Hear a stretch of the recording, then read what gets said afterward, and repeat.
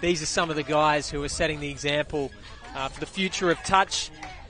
And just generally good, spirited people, playing always the best of their ability. And one of the most important features of this team is that they are all hard workers. So the Blossoms will get first tap off here. It will be the number 12, Yamamoto, with the ball. Let's see what Japan can do with this first set of 6. So Yamamoto, first receiver. It's Yokomizo who plays the ball to ground on that occasion. So the Emus will get their first set of 6 fairly quickly here, probably sooner than they expected even. Norman plays the ball just over the halfway mark. Coming up now to the 7-metre mark. Norman almost run away with the ball there, but no, the ball was touch pass. And we expect that this will be a tight affair if Japan can get some early momentum. Men's game is so much based on pace at the moment. And here he comes, the captain, Hennessy. And has the ball just gotten away there? The all clear is the call, and Hennessy with a captain's contribution. His first cap as the national captain, and what a way to start things. Didn't have much room to work with there. The Aussies just squeezing the final pass away. There was a couple of little looks up as well to see if it did travel backwards. Man on screen with the hat backwards, Sean Francis, one of the experienced campaigners here. National captain, and what a way to start things. Didn't have much room to work with there. The Aussies just squeezing the final pass away. There was a couple of little looks up as well to see if it did travel backwards. Man on screen with the hat backwards, Sean Francis, one of the experienced campaigners here in the Australian men's team. Had a couple of World Cups under his belt and Trans-Tasman caps as well, and they'll be looking towards his experience this weekend. And the Blossoms having a go at the line. All clear is the call. Yeah. So the touch was called by Adam Pride, but probably from a slightly offside position or ball down called first, the more likely response. So they've hit back early here, have the Blossoms. Yeah, that's perfect. After leaking points down the other end, and it's their captain, Kazuki Yurikawa. So both captains injecting themselves into the game. That's positive from Japan. But probably from a slightly offside position or ball down called first, the more likely response. So they've hit back early here, have the Blossoms. Yeah, that's perfect. After leaking points down the other end, and it's their captain, Kazuki Yurikawa. So both captains injecting themselves into the game. That's positive from Japan. Yeah, and you're right, Pride getting caught short of the line. And Japan level it up one apiece. Nice second phase play there.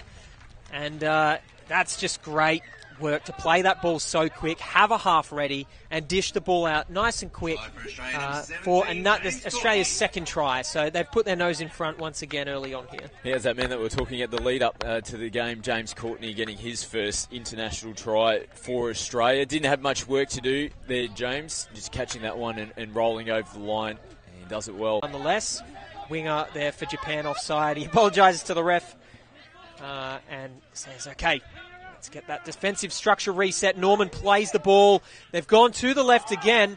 Moving forward there, really positive defence from the Japanese link there. And we're going to have another crack here. The Australian team. Norman plays right to left long. Is that a touch? Or have they batted it back on the inside? Batted back on the inside indeed. That's professional play. Yeah, Sean Francis, and we saw him score a try earlier. This time he sets this one up. Nice little pop back onto the inside. Harry Griffin gets his first try. But, put that one down to Francis. Had some work to do, but Griffin also needs to get himself into a position. The inside link players, they know when that ball skips across the face and goes out to the winger, they got to be popping back on the inside, looking for those back. Bit of a shootout here. Touch has been made. That's 6. Final touch, of course, that set being made by Pride, making up for the earlier one in the same position. And Hennessy will play the ball here. Pride picking up from half again. And, when the ball comes out of Hennessy's hands, even in the most normal-looking play, It just always is so fizzes. smooth. Yeah. It fizzes. That's a brilliant word to use, Scott. Good call. And it looks like they've run away with it there. Smooth play. And the number 10, it's one of the Bob brothers, Jamin, going over for his first try of the match.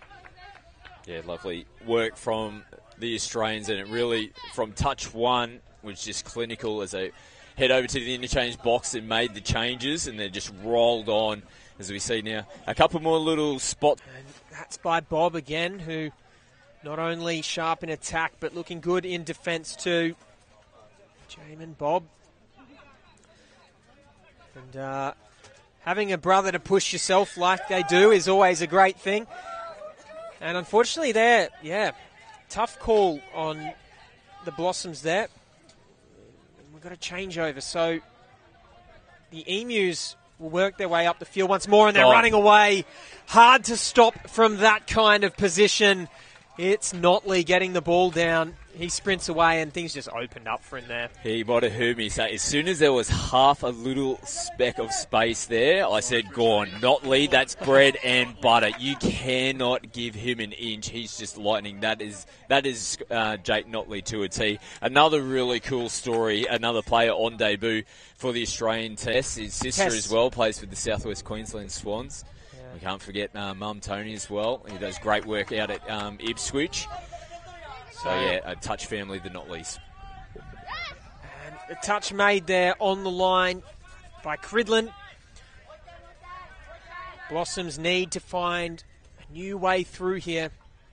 The defence has tightened up significantly. And again, the number 12. Has he gotten through there? He has indeed. He's caught him off guard there. It's the number 12, Yamamoto, pretty much gets the ball back and goes himself. And I think he beat about 2 players to the line there. Yeah, well, Pete Norman, he was filthy with the call. And definitely was claiming that the touch was made. So if the touch has been claimed, I can only imagine that he might have been caught short of the line or called short of the line. So have a look at the replay. Yeah. Forward pass is the call out in the middle of the park, nice and loud. And the Australians will rumble over the halfway marks. That momentum that we spoke about earlier from Japan has started to diminish somewhat. They're going to need that energy boost once again. It really is a game of momentum. And right now, it's with Australia. Hennessy plays a cutout ball to the link hole. They're going to look the same direction again. That is phenomenal. Hands on the left edge. Fancy work there. Believe that it was it Kenny? Kenny finished it off and had a bit of work to do as well. You can see him on screen on debut as well. Coming out of Rockhampton, that famous Rockhampton nursery that we talk about so often. Yeah, it was a little bit of a juggle, but again, you just can't take your eye. Display, catching the ball behind him. Spinning around to put it over the try line, but they're going to get another shot here, are the Emus. Sweeping around to the right, but they will cut back to the left. They've sort of leaned towards this play. It seems to be their favoured side right now. And not moving forward. So that'll be 6 more touches and a penalty in favour of the Emus. They're going to be very, very hard to stop here. And that long swooping cutout ball is in fact called forward. Yeah, just forward, and that was almost like stepping back in time because that looked so much like his old man, Scotty Notley, throwing that left to right. It almost looked like a little reverse spiral as well, which is what Notley is famous for. Oh, they're up and about. So little moments in game, and last night at the welcoming ceremony, I got the opportunity to interview Tony Tran, who's the former Australian coach, and we spoke about it's moments in games. That's what really makes the difference, and it's moments. So they understood there when they got the penalty that they needed something to get themselves back in, but they weren't able to capitalise on that moment on the back of it. It's as clear as day. These moments. Talking about moments. Make games, and look who it is. It's Bob in again. So, yeah, the Bob brothers are names that will continue to make their mark on touch football over the next couple of years, and so far in this game, it's Jamin who is stepping up to the mark and showing that he absolutely belongs in this men's open team. Oh, he belongs. Don't worry about that. He definitely would have been part of the conversation when the original 16 there. Scooping from half is the number 12. Tries to find a man. He had plenty of pace, and that's Seiji Yamamoto. But he couldn't work his way all the way through the line. It's quite rare, actually, to see a scoop all the way through the line in the men's open game at this level. Oh, I like that set, though, from Japan, and it started down this left-hand side. It was a nice little one-on-one battle between the wingers. Courtney just getting done with a little bit of footwork. There was good experience in the back end from Benbow. As we'll see this play unfold, Hennessy puts it on a tee to Francis. That was a zinger of a pass, and you know, I would say, I would keep talking about how extraordinary the pass was, but that's normality for Hennessy. Yeah. He does this all day, and that's why he is considered one of the GOATs of touch football, if not. Yeah, it was a lovely ball. As per usual from Dill, just letting that one sing out, to get themselves into an attacking position down the other end of the field. The times that they've been down there, they've troubled the Australians on a couple of occasions, definitely troubling the scoreboard on 2 of those occasions. So there's been really promising signs, and I hope they have a great second 20 minutes here. Well, it will be Norman and Hennessy that will start proceedings here. Hennessy with the ball without even looking. He passes to the left. The bat back on the inside. 6 again called, and that will be the first try of the half in classic style. Malcolm Kenny finishing things off there, but yeah, that ball from Hennessy, he doesn't even need to look to know that that's hitting his winger in the chest, bat back on the inside. Oh yeah, Dylan just even coming into the line, if we do get a good enough shot of the replay, straighten up the point of attack, and his eyes were looking directly at the defence. It was almost like a no-look. In the end of the day, it's funny how that happens from time to time, but yeah, they knew that was a big defensive set for them. They responded nicely, but off the back of it, you got to take that opportunity. They needed to get down the other end of the field and try to revert the possession and the momentum back their way, but yeah, coming up with a mistake in the midfield hasn't helped their cause. Norman to Hennessy and Edwards from half. Cridland, Norman, he's wrapped around, and they've gone straight back to the left-hand side where Edwards was waiting in open space. Yeah, it's so hard to defend in this manner because you've got so many of these players who can sort of beat 1 or 2 players, and opening up the space every single time there. Guys, beautiful ball from Peter Norman to that man, Jack Edwards, who's on debut as well. You can see the replay. I'll put my apologies that Norman was punching through. Can't sort of cling on to a player. Yeah, it was just before Justin Cridland was in possession of the ball. So they were looking to go short to try and get some phase play going there. So before he got his hands on the ball, there was a little bit of contact there. Sees the penalty go to the Aussies. Maybe a controversial opinion, Scott, but I think it was probably necessary to stop a try. You know, it's a really good point that you make. Sometimes it's worthwhile giving those penalties away. But yeah, I think the timing was just out a little bit as well. Griffin now shows it, puts the ball down in one hand. Japan, the defensive line, just throwing the head back. That was almost just like, what can you do there? There's not much you can do, particularly in that area when Harry's in the 7-metre zone and he's running. Good luck. And it's not just pace there, it's that slide and dive. It's near impossible to defend. The only way is if you're moving forward off your line. And number 10 now, he goes out the back to Edwards. 6 more is the call. Bit rough on the Blossoms, I think. Well, look, he definitely got hands on the ball. I think it was Ritara Kato coming in, but Australia didn't deserve to maintain possession on that. It was, great pressure from Kato coming in on Edwards, and it was just a hope throw out the back. As we see Jardel roll over. Yeah, like I was just going to say, it was unfortunate because, I think if the ball managed to get away without a hand, it wouldn't have found an outside player. It was going to hit the deck. It was a really hope. So, yeah, those ones are unfortunate. Technically, though, it comes off the hand. And when you got class across, you get a repeat set on the line in Australia, and they make them pay.